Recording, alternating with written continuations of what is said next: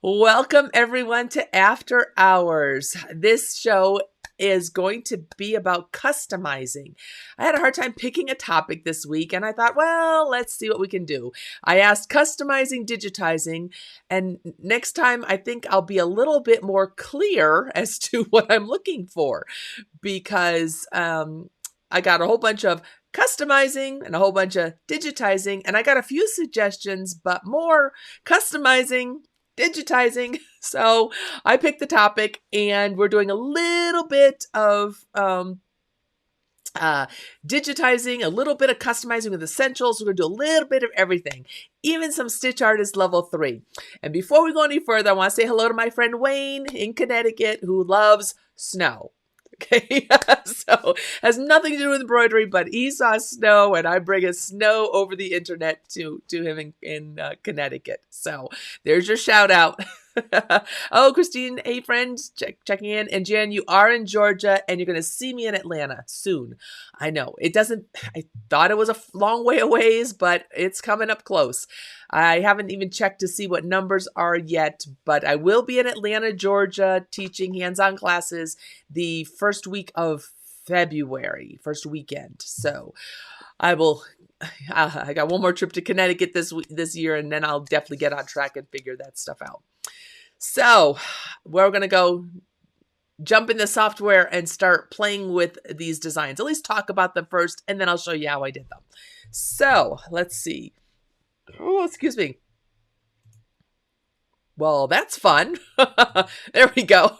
Like a blank screen. Here we are in our software. And as you can see, I have my designs laid out here. So let me make this a little bit bigger because we want to get as much real estate as we can. Hey Tina, I see you're checking in. One of the two sisters that I've had in class before. Let's see. Okay, so here I am in my software, and you'll see this is a they're customizing, and it's all working with lettering, but it's just we're going to just play and have some fun. So the first one I thought about was, we're going to start at the beginning. So we're going to start with Essentials. That is what the O and the W are. This is how you could customize it to make little flakes in Essentials.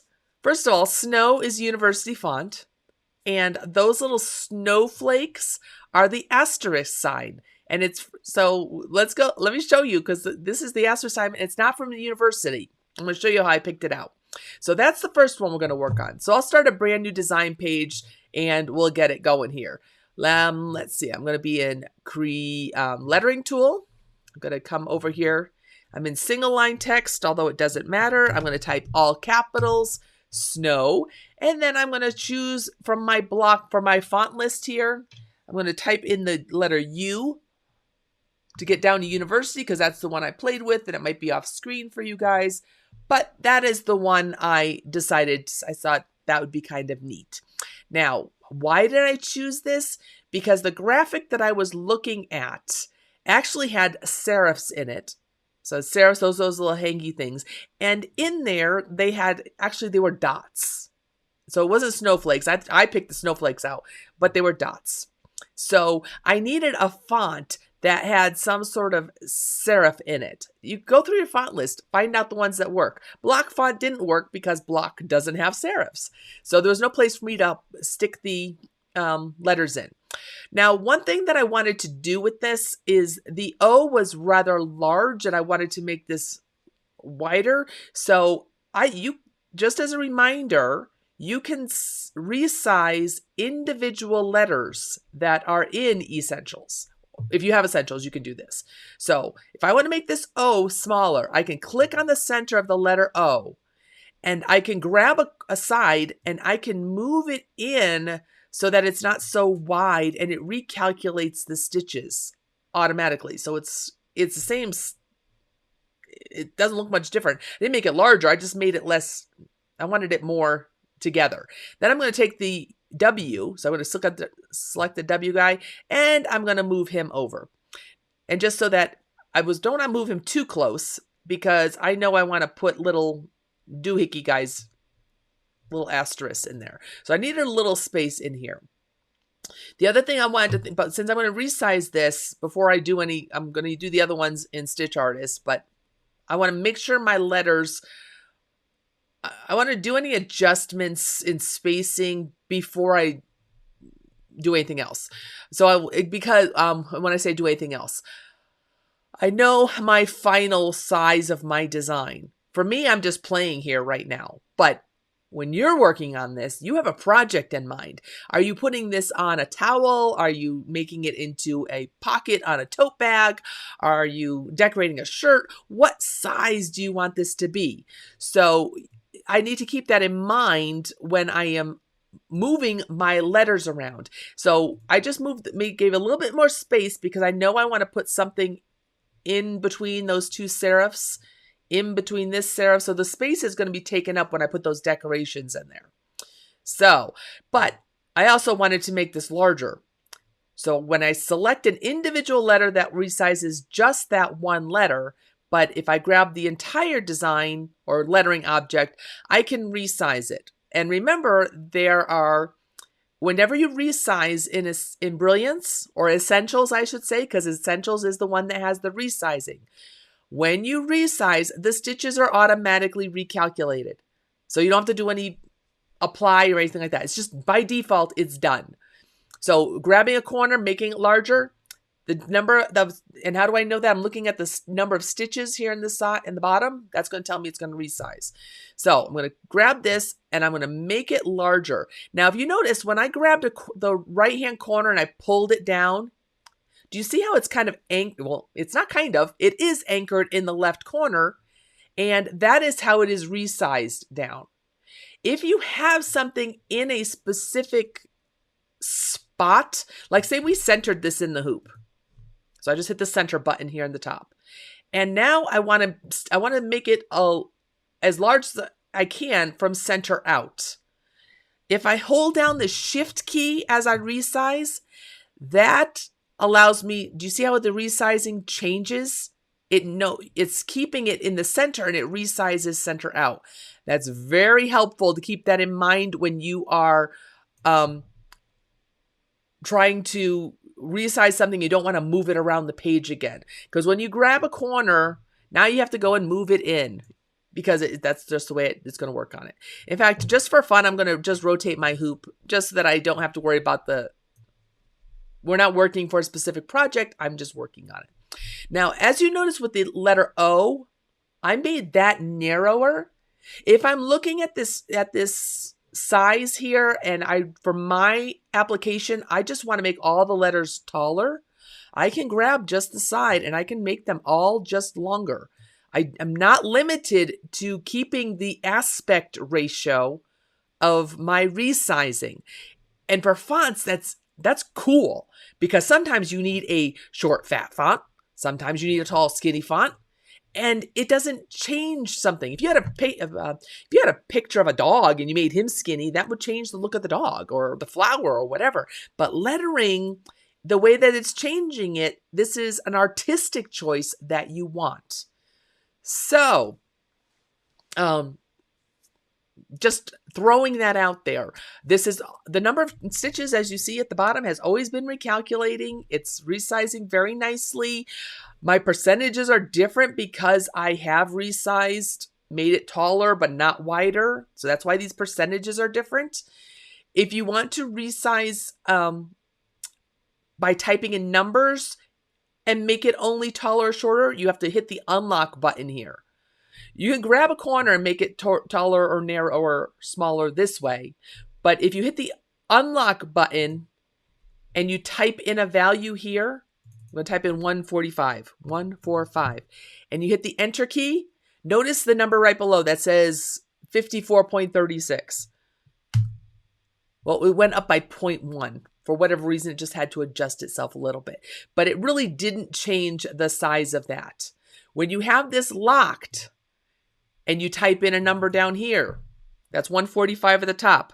If I type in 60 on the bottom, do you see how it adjusted the one on the top? So that is what this little lock button here does. So Keep that in mind when you're working on things. All right, I really changed. I have no idea where I'm going with this. So let me just put him back to a normal size here so he's not too large. Move him to the top and go from there. Okay, I see a lot of people are still checking in, so that's excellent. Remember, you can watch the replay on this afterwards. And I'm going to keep on going because I'm going to show you how I added the asterisks. So I have this done and it's the right size. Everything is where I want it to be. I bet you guys know what I'm going to do next. My people that watch often, you know exactly what I'm going to do next. I'm going to save my work because right now I am on untitled number 13. So the software has no place to put this information yet. So I'm going to go to my file menu here at the top. And because I'm still working on this, I'm not ready to go to my embroidery machine. I am used to always just saving my working file. This keeps my computer clean because I have mostly BE files that I've worked on. Is it wrong can you use this? Knock your socks off. I'm showing you a power user tip. If you only save your working files to your computer, you're less likely to accidentally open the stitch file and then not understand why you don't have your controls on your letterings and why you have to start from scratch and you can't ungroup things and blah, blah, blah. So saving my working file, that's the option I'm going to choose. Some of you have been here for a while and you kind of know I do this all the time. So I'm going to go to, let's see, Facebook Live. Have to be in the right folder. Facebook Live shows, Snow customizing. Okay, so we're going to call this Snow FB for Facebook so I know which one I'm working on. And there it says Snow FB at the top. Therefore, I know my stuff is saved. I can go and do something else and come back and it's still going to be here. Okay. So, want to put those little snowflakes in. So I'm going to click on the letter A here. And that brings up ABC from University Font. And if I had just wanted dots like my original project or original graphic I saw, I could use the period. So I would type in 3 periods or 4 periods or however many I want. And that puts dots and I could use those. However, I didn't want dots. I wanted asterisks. So I'm going to see what the asterisks looks like. So that's the Shift 8, because that's the asterisk button on your keyboard, and hit that and see if it shows up. So that kind of looks like a snowflake, especially if it was white. So let me just, sometimes we need the visual cue. So I'm going to go up here and I'm going to make it white. There's got to be a white in here somewhere. I'm not used to using this color palette. Oh, dog would work. It's slightly pink, but that's okay. If that's the type of snowflake you wanted, that's great. You can use this and we can make this smaller because I want to fit them all down the side here.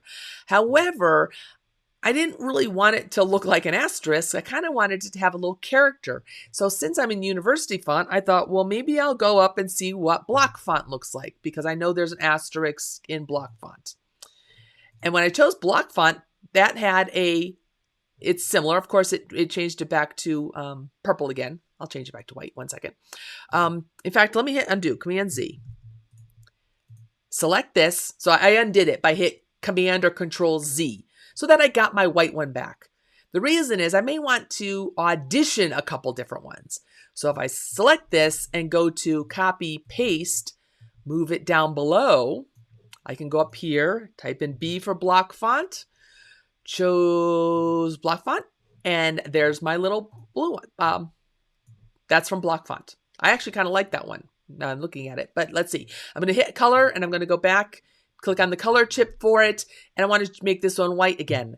To save myself time or to choose the exact same white so it's the same, I'm going to go up here to the palettes, where it says palettes up here. There's my white. And click OK. So I can I get an idea. In fact, just for fun here, I'm going to click on this purple. And I knew I wanted to make this blue. So I'm going to go and find a blue so that I can sort of visualize what it is that I need. Maybe I'll make this one smaller so it can help me visualize what it is that I need for this to be, okay?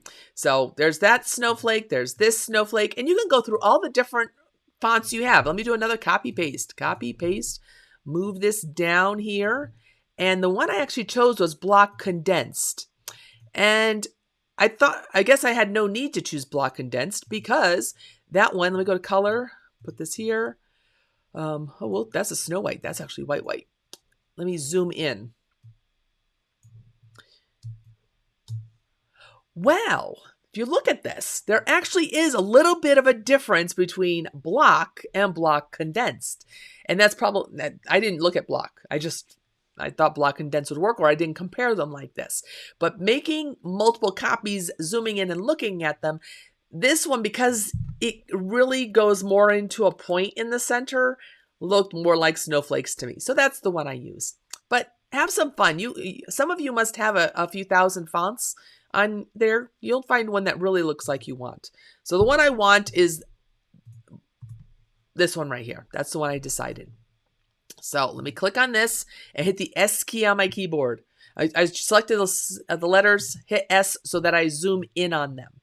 Now I'm going to make this smaller so that they are about the size I want.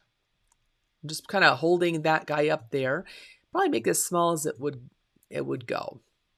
Now, I'm kind of looking at this, and I'm putting them along this side. I probably need another one. Enter? Probably, well, let's see. I know I want them to go right along this edge. You see this little rotate button here? That lets me rotate them along that line. So if I put them here, and I can line them up. So I'm looking at the side of this one with the touching of this one, and I can rotate it, and because I'm going to have to eyeball it. It may not be perfect, but it's going to be good enough for me. Now, when I put that down there, they were snowflakes, but they weren't snowflakes. They're too close together. Well, we have a spacing slider right here in our text box. So if I adjust that, I can make them go down along the bottom line exactly how I wanted them to. Maybe I need to move them over just a hair because I can see it's touching just a bit. And you're going to want to finagle with them and get them to look the way you want. So that is how I created the stars or the little guys going down that side. If anyone asks, there is no way in Essentials to extend the length of your little doohickey guy here. If that's important to you to have it to go out there, you're going to have to either do more extensive editing, not my idea of a good time, or choose a different font. Like I said, I'm sure you guys have a lot of fonts to choose from. I just picked one quickly out of Essentials that would work, since if you have Essentials, you have this. And you notice I'm spacing between the flakes and the O. See how they kind of went together? Now, I don't have I should have put the photo on the screen here, but I didn't have it. They had dots going along the side, and in the O, because there's no straight edge, they had them only starting here at the halfway point and curving around the bottom part. This is an artistic thing. Now, can you use, let me copy and paste this a minute. Command C, Command V. So I have two, so I have to do this twice.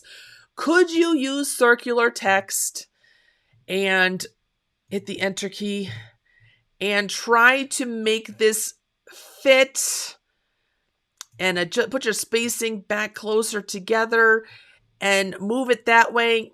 Sure, that's a lot of work. That was way more work than I felt like doing for this. This was not my idea of a good time. So, and could you? Absolutely. Knock your socks off. If your font is really large, it may work. If you are doing it in a certain location, let me see if I can get this. I'm probably going to show this, and it's going to actually be easier than I thought, because I can move this guy here. Oh, they're still too far apart, I think. So I got to move the spacing even close. Ooh, not too close. I have a jumpy mouse tonight, so See, my mouse is jumpy, but could you do that? Absolutely. That's using circular text. And then remember that you can also move individual ones once you have it set up. And you can also rotate individual ones. So if you wanted them to kind of curve as they go around or look like they're twisting, or do that along this one too, you can. However, with a lettering object, I can't click on this guy and hit the delete key in my keyboard because this lettering object is controlled by the data that you have typed in here. The characters you typed here are what are listed here. So if I said, oh, I really like that 5, it looks great, but I don't need the 6th one, the only way to get rid of it is by hitting this guy here. Hit the enter key, and now do you see you have to move them around again. This actually is a lot easier than I thought it would be because you can get your general shape, you can twist them as you want, you can move them in. That was a lot easier. This is actually easier than what I had done in my original project. My original project, I copied and pasted one over and over and moved it in manually. There's always more than one way to do something. Okay? You just kind of have to play and figure out what it is. Now, I had someone ask, or when I was showing this to someone, she says, well, can you make the end ones smaller? Sure, just like I made the O smaller. These are little lettering objects. Grab a corner, make it smaller. So you can make them different sizes. You can make this one smaller here at the top. Select it, grab it, resize it. Knock your socks off. I am showing you controls that you can have play. So I'm checking in on the comments here. A few more people said that it's very cool. So cool. Hello from Memphis. Bevy Jean says you are making sugar cookies. Oh, that's nice. I haven't done a single bit of holiday baking. Mary's checking in from Louisville and Dee from Newcastle in Australia. So hopefully that's one way that you can do this using Essentials. Now, if you happen to have little designs, it copy paste just like I had done with my example. So little my snowflakes here, these in the O are individual copied designs. So every single one is a lettering object. If you have a little snowflake from another design and you want to stick it in there, knock your socks off. We got Valentine's Day coming up. Maybe little hearts you want to put in a design. Have some fun. Play with it. That's what this is for. Okay? The font that I've used here, this is University from Essentials. And the asterisks is block font or block font condensed from Essentials. So the first part we did with customizing, that's all Essentials. This little guy, this is one of the stars from the new motif library in StitchArtist. So if I only had Essentials, I would continue and do this for the other letters and have some fun. Okay. But if you also have StitchArtist, this is Digitizing. That is fun and easy. So let me show you. I mean, it can be done in StitchArtist level 1. So let me get into StitchArtist level 1 here. And we're going to show how let's do the straight one first. Okay. I need to draw a line. Whenever you're in Digitizing, you have to create an object and assign a stitch type to that object. Here are your drawing tools. Here are your stitch types. So I'm going to use draw with points. So I'm going to click on that. I'm going to put my mouse cursor up here at the top, and I know I'm going to draw a straight line. So based upon the draw with points video that all StitchArtist users should be familiar with, I'm going to hold down the control key on my keyboard and I'm going to left click one time. That put a square node at the top. And if I put my mouse cursor way here at the bottom, while I'm still holding my control key, it will draw a straight line as well. It will connect it. But if I hold down the Option or the Alt key at the same time, when I left click, it makes a perfectly straight line. So normally, let me right click to end that. Let me just show you that. Normally, when you left click and you put your mouse cursor and you left click, that makes a straight line between those points. If I want the next line to be straight up and down from this one, If I hold down the Alt or the Option key when I left click, even if I'm a little bit off, well, if I was a little bit off, it did click off. Why is it not snapping? Oh, well, you have to kind of be in the general location. Hold on, right click to end. You hit the, we're going to hit delete here. Draw with points. All right, we're going to do Control, left click. There we go. I don't have to worry about being perfectly on. I have to be close, but don't have to be perfectly on. Hold down the Alt key, and when I left click, it makes it straight up and down. Otherwise, if you're just holding it down, this kind of looks like it's straight on, but do you see how it's a little bit off? So adjusting it afterwards is easy because if you hold down the Option key or the Alt key when you're dragging it, do you see how it snaps into place? So that's one way of getting perfectly straight lines is holding down the Alt or the Option key. Let me get rid of this guy. Okay, so I drew my line over here, perfectly straight up and down, straight nodes. Now I'm going to put a motif run on it. Now this that motif run is this button here at the top. And notice that when I put my mouse cursor on it, it says motif run. When you first click on motif run, it will put the line with just random, it like has a placeholder stitches. There's nothing on it. And in your motif dialog, there should be nothing there. Since I was using this before, it brought up the last motif I was using. So I just removed it. When you assign motif, this is normally what it looks like. It's one color or one line, stitch placeholders, nothing over here. I'm going to click on the plus sign because I want to add a motif to this line. Now, the default ones are here at the top. So these are the ones that come with the StitchArtist program. There's over 200 of them in here. So you have plenty, lots to choose from. However, in the project blog this month, I gave you a free library called Sew Bubbles 1. So this is where it gets installed to. When you installed that BX file because you had StitchArtist, and if you don't have StitchArtist, you can't access this. But if you have StitchArtist, this is where it is. So you're going to click on Add a Motif. You get the dialog box. You're going to go to the pull down menu, and in that list, you will see Blog Sew Bubbles 1.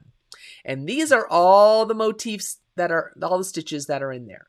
Now, because there is a snowflake one, but and you can use it. I used it in the video for doing the coaster from this guy.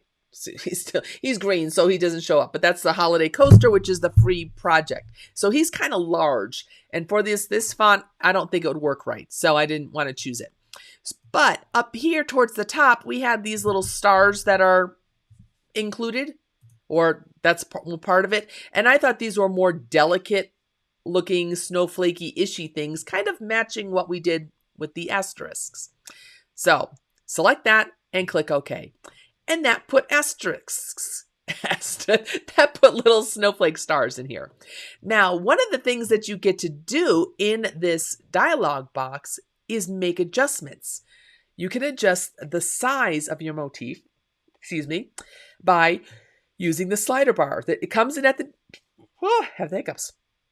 Comes in at 4.6. That's what the size of this motif is, 4.6 millimeters. But if you want to make it a little bit smaller, you can drag it down and make those tinier.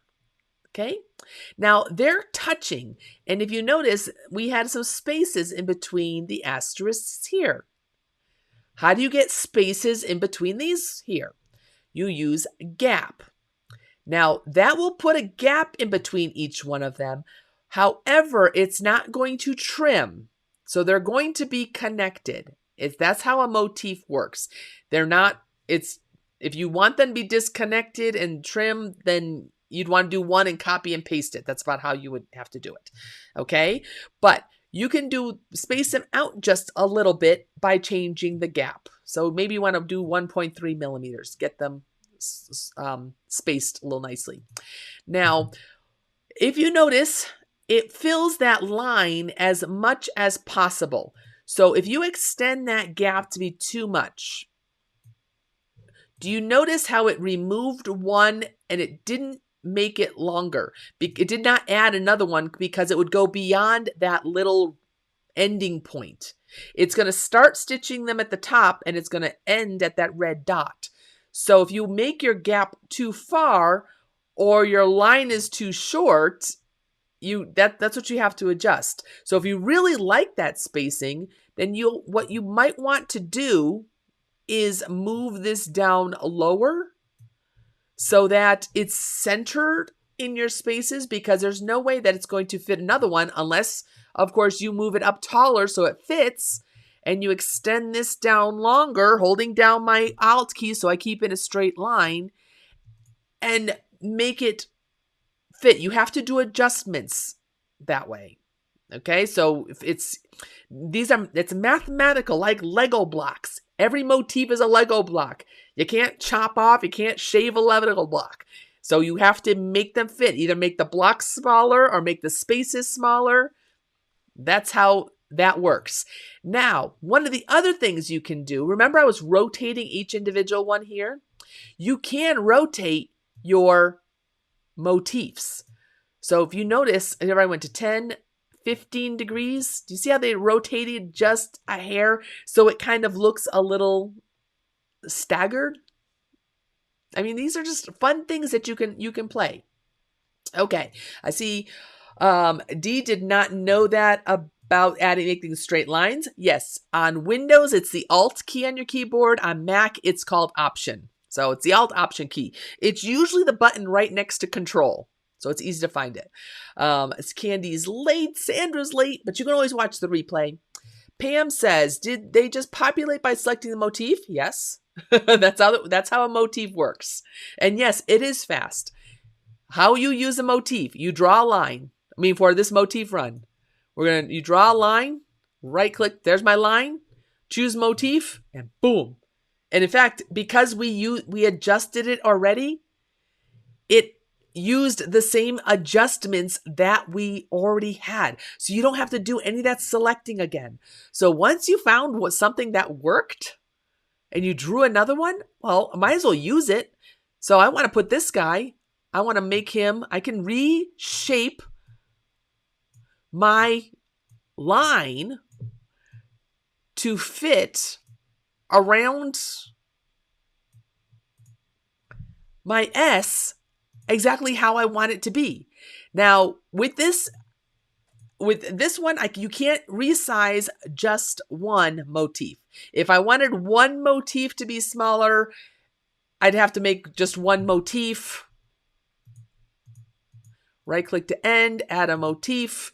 Oops, I have to make it a little longer so I get one motif. Here's one. And I would have to adjust the size of just this one to be smaller, because that's probably a little bit too small, and then just move him. Oops, got to carefully grab him and move him into place. So it would just be one funky motif. That's too much work for me. So that's not what I did. If that's what you want to do, knock your socks off. I wanted to make sure you saw how I did it. But that is how you create the curve on the motif with this here. So this one, we moved around individual ones. For this, it's draw with points. Fewer nodes to make it easier to match. I've kind of followed the shape, but as soon as you apply your motif, oops, and now it remembered the little dorky one. So, okay, so I changed it. How do I know what to put this back at? Well, in level 1 or 2, I click on this guy and make a note of what the sizes are. So this height is 3.6. I'd go into this guy here. I'll use my slider bar just to get up to 3.6. And it kept the other lines. And you notice that's how you would do it in level 1 or level 2. Okay, move this here, move this around. Make sure that it's going to be finagling with your adjustments of the lines, because those little guys have to connect to each other. That's how this works. And that's how I did it with this one. Oh, Rob, hey, glad you're checking in. I haven't seen you online for a while. And Kim, you said you're late, but you'll catch up later. These are all recorded. Rewind works really well. So that is how I did I digitized, and this is easy digitizing, to an existing font that worked. Let's see. Marta says, you want to gradually get larger, smaller, you use the motif scaling. I'm not sure what you're referring to. Motif scaling? I don't think there's a motif scaling. At least not in level 1, there's not, because that's where I'm working in. No scaling. So level 1, that's where I'm working. So I'm not sure what motif scaling is, but it's not in level 1. And I want to make sure that everyone knew what I was working on is Essentials, and this was StitchArtist level 1. Because a lot of people that see StitchArtist, the first words out of the mouth is, I don't want to digitize. And then they see how fun this is and how easy this is, and all we did was customize an existing font or project or design, or I mean, you can do anything. Say you have whatever it is you want to add your own little things to. Knock your socks off. That's easy. That's fun. That's StitchArtist level 1. Okay, so no worries, Marta. It must be on a higher level, but it's not in this one. Anyway, okay. So the next one that I did, that's this guy here with the ones on the side. This actually has motif fills as shadow work. And this, I was looking through my fonts to seeing what I could do. And this is actually, this font here, when I click on it, you'll notice that it's not a font anymore. It looks as if I digitized it. And one of the things, if you are new to digitizing and you want to digitize lettering, one of the best ways to learn is to study fonts that already stitch well. Okay? This letter N, if you just had brought this in from a true type font, you would have a shape. And it would look like this letter N with the little serifs on the top. And if you went and clicked on the flood fill, it would not have these nice little breaks in it because the software doesn't know to put those in. So when you're digitizing your own fonts, even if they're from TrueType, you're going to want to study existing fonts to understand when you see that solid area that of black, because that's normally what it comes in as. Oh, I need to break this up. I need to make a little foot here and have the stitches go up and down. And then I need to make a column that goes like this. So studying existing fonts is a great way to learn how to digitize fonts. However, we have BX fonts up the wazoo, and customizing like this. Yes, I used University from Essentials because I thought if you have Essentials, you have this font. I didn't have to choose a BX from somebody else, but you can use any lettering object, any font you have. That's in the lettering tool. Anybody, you can do this too. So, but what I did with this one, this snow at the bottom, this is actually a native font. This is from font collection number 2, which you know is of some... This is being recorded, but as of today, there is a sale on fonts 1 and 2 font collections on the Embrilliance website. So if you're watching the recording and you're not catching this in time, it may not be on sale anymore. So watch for the sales when they come on. But, so this is a native font, and I'm going to be using StitchArtist level 3 to completely change it into my own. Let me show you what it first looks like. So I'm going to go back into select mode here. Click on the big letter A. Oh, let's go to straight line text. We're going to type in SNOW, hit the enter key. Let's reset my spacing because I adjusted spacing with my asterisks. So just in case you didn't know, when you use your lettering tool, you've done changes and you want to go back to default, on the far right of the slider, Mac has the little arrow guy, and Windows, I think, has a dash space or something. There's something right there. Maybe a 0 in the middle. I don't remember. But there's a button right here. And when you click that, it puts everything back to normal. Now, the font I want to use with this is called Studio. So, or yes, here it is, Studio right here. And this is from Font Collection 2. Now, this can be resized just like the fonts, just like the just like the font I showed earlier that I was playing with. Okay, and I got it to look like. I'm going to adjust my spacing so that the letters are exactly how I want them to be. And yes, this eventually turns into this. Let me show you how. First of all, I have to have StitchArtist Level 3 installed. Okay, because this function I'm going to show you is a StitchArtist Level 3 function. Okay. Tracy says you have 1 and 2, so you do have scaling. So it must be a level 2 function. So if you have, then you can do that in level 2. Level 1, but I showed you the workaround. And once you know, you know. So just showing you cool things. Okay, so let me click on this and hit the S key to zoom in on it. S zooms in on your selection. Because I have StitchArtist Level 3 installed, I am going to right-click on this lettering object and choose Convert to Objects. Converting to stitches is not what I want for this particular example. I want the objects because this is a native font. That's the key. There's no needle next to the name of this. It's an Embrilliance font that has allowed, when it was created, has allowed the ability to convert to objects. Not all native fonts give you that capability. All the Embrilliance fonts do, but certain digitizers don't want you accessing their objects, so they don't give you this permission. That's one of the features of publishing your own fonts. You get to choose what's available. Embrilliance says you can do whatever you want with it. So convert to objects. Now watch what happens once you do this. Do you see my object pane here? It has the number 5. There's no properties, no colors, no nothing. As soon as I go to convert to objects, that still says letters on it. But if you notice, my lettering tab is gone here, so I can't change anything. And now I have all the objects that are in this font available. So I can click on an object. Of course, I have to be in create mode. And I see the stitches, I see the density, I see everything. I can change this to whatever I want. Now, just for funs and grins, just to get me on this, to show you my way of thinking when I work like this, the first thing I get rid of is my baselines.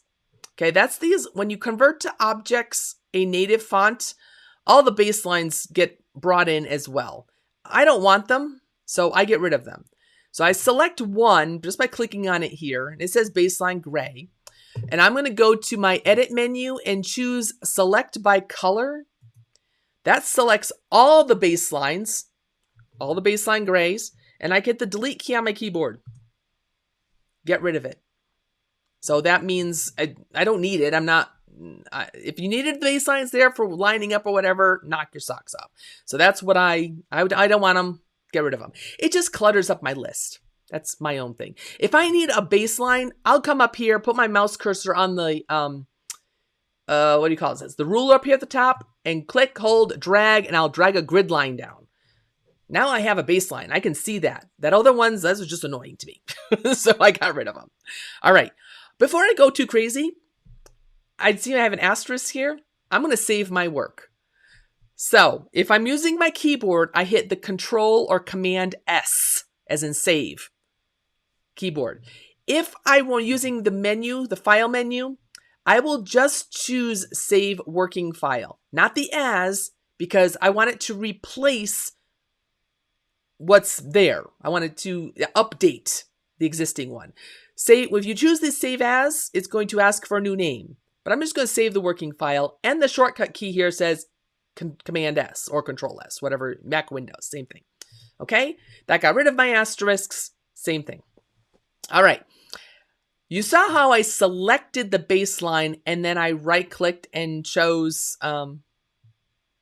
select by color or select all of that color. I can do the same thing with my objects here. So if I click on this one, which is that light shade, and I want to select all the other light shades, I can go to my edit menu, select by color, and that selected all the shading, all that ones at one time. Why is that cool? Well, because it shows all, now it did select some runs because it has travel stitches. Like in this N, it has this shade and it travels down, so there's no jump stitches in it because they stitch so nicely. It's one of the nice things about these. There's another travel stitch there. I don't care. But look at my properties pane. My properties pane has a satin tab, which gives me all the controls for all these satin stitches. And then it also has the run tab, which gives me the controls for all the traveling stitches. So if I wanted to say change something specifically in the satin tab, isn't that kind of, see what I can do there? That's just kind of cool. Now I don't want my run stitches here, but before I do anything else, I'm going to go to my color and I'm going to click on this and I'm going to make this to be a white color, just so that I know my snowflakes are going to be white. I don't like that purple. Okay, so I changed that color. I'm going to go up here and change this all to, I'm trying to figure out how I can, oh, I know how I can do it. Oh, I got to remember another keyboard shortcut. Okay. I got to remember a keyboard shortcut here, guys. Let me see. Is it a control right click? Okay. Is it control? Okay. StitchArtist level 3 has another shortcut. I want to, you saw in that beige or that white color, I had satins and I had runs. I only want to select these satin columns. So, well, if I choose all columns, that's going to choose all my satins and all my columns. I only want these columns. That's not going to work. What I want to do isn't going to work for me. I have to do it manually. There's no way for me to automatically select all those that I can think of offhand. So I'm going to hold down my control button and I'm just going to select the columns just by clicking on them, because I don't want the runs. I don't want to change the runs to motifs. That's not a good thing. I want to keep my runs and my motifs. So I selected all these, which gives me my satin properties here. And I can go to my motif fill. And you know I've been working on this, so you know what's going to happen. It already automatically changed it all. So I'm going to have to delete that. This is what you would normally get. Because I've been playing my software and I didn't zero it out, that's what I get. So each one of these guys has a motif fill assigned to it, but no motif yet. So now I'm going to hit on the plus sign. While they're all selected, I'm going to go back to that So Bubbles bloggy guy there. And I am going to choose my flake and click OK. And that put the flake in there. And maybe I want to make it a little smaller. So it makes them all smaller. Now, it didn't zero out my motif completely. Normally when you have it, there's an option here on the side, that this button here that staggers them. If I click on my stagger button, that puts them a little bit, well, it staggers them. It's lovely how the names are put in here. And you can go from there. Now, one thing I know there's one wonky one up here, and but I want to show you something first. I didn't want this to go straight across. So you have an angle tune here, and that angle allows you to move it up, which gave a little bit of direction into this section here.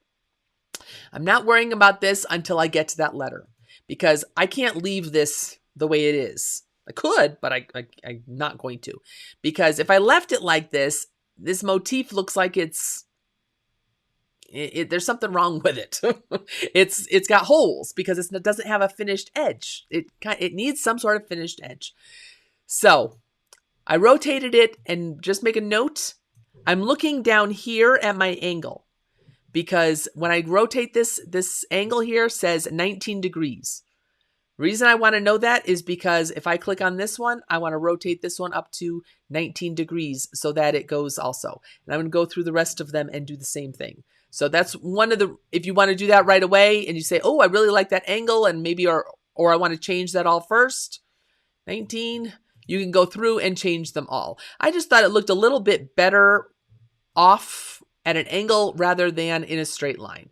It's all, this is customizing. We are digitizing, but we are customizing. So this is cool stuff going on here. And see, as soon as I fix that angle, that dorky stitch. So that's why you don't sweat the small stuff, right?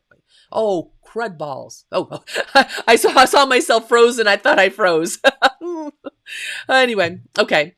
Hopefully you guys are getting this. I saw Ramona says yes, and that's amazing. I haven't seen anything, and I know I froze, so who knows what's going on. Hopefully you guys are still there. This one seems to be a little wonky now.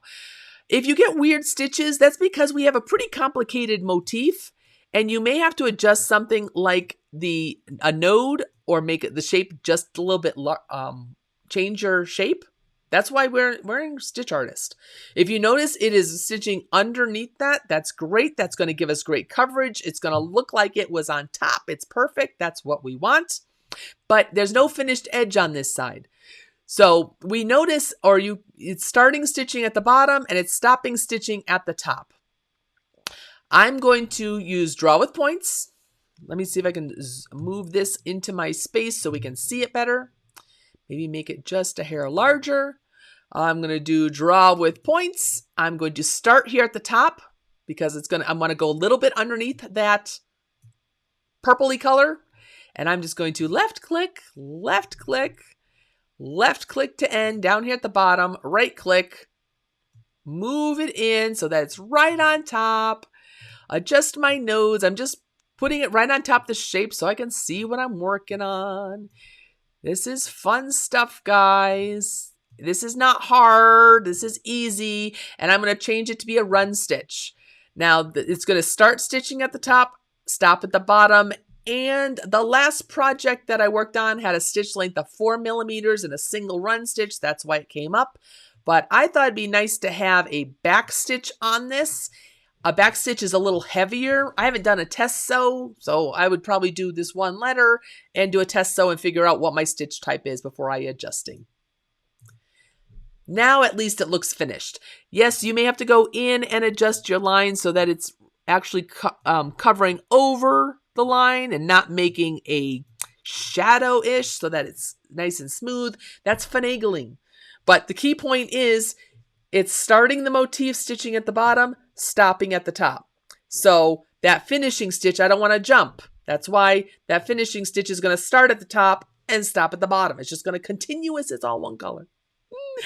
Hello, Mr. Adam Fuller from BJJ Hats. Thanks for checking in tonight. Exciting that you're here. Ramona says, just throwing exclamations. You can't help yourself. Well, I'm glad. I'm glad that this is some of the fun stuff that you can do.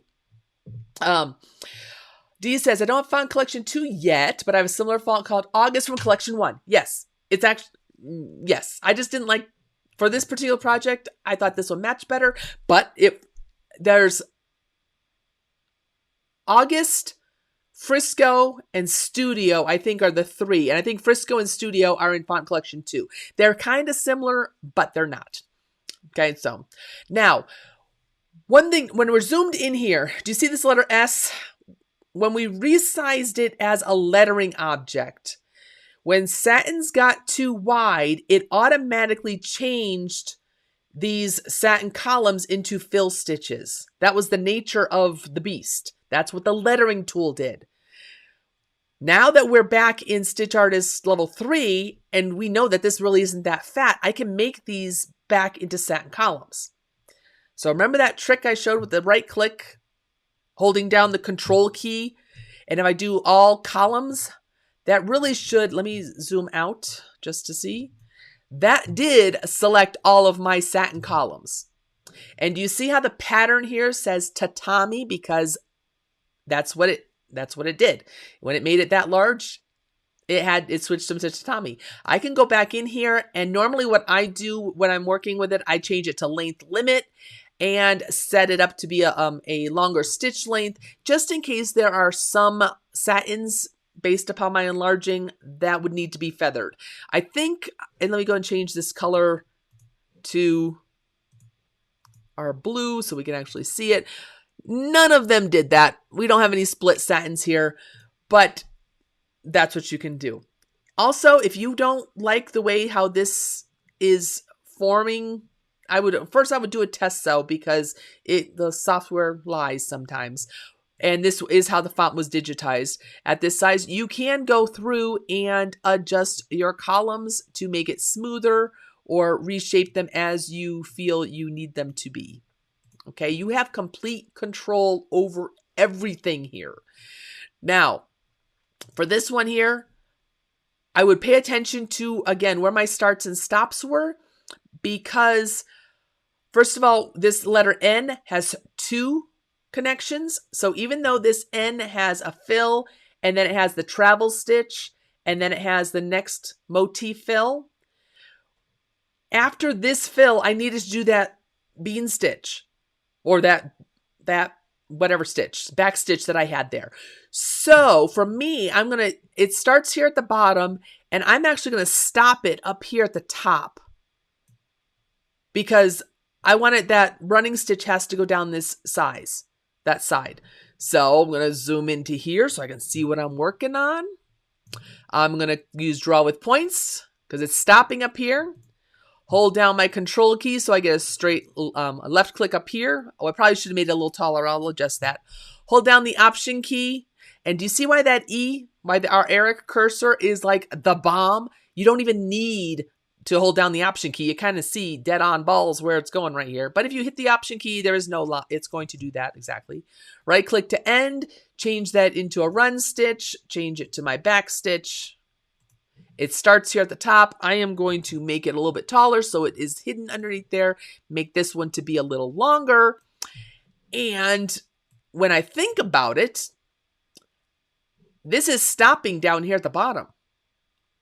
So I either have to travel all the way around here up to here at the top, or I'm going to move this stop up here to the top here, because I'm going to have to adjust this run over to here, double click to put a node in,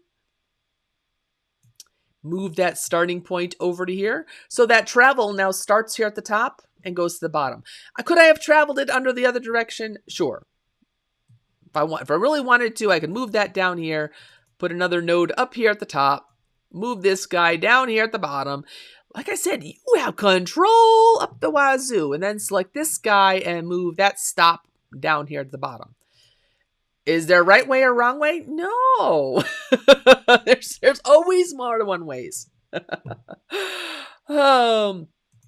Always test stitch cause software is not stitchware. Ah, yes. Oh, exactly. Software is not stitchware. I like that saying. That makes perfect sense. And let's see. Clarita says, I was trying to remember how to do the split satins the other day to do it automatically. I knew there was a way, just couldn't remember what to change. Yes, it's the length limit, and that is for when you're digitizing your own satins. Okay, that's how it is. And that's how I went through and digitized that other font, that separate one. I just added run stitches. I changed all the motifs. I put a little anchoring stitch on the side so that it would do its thing and go from there. So much fun. Okay.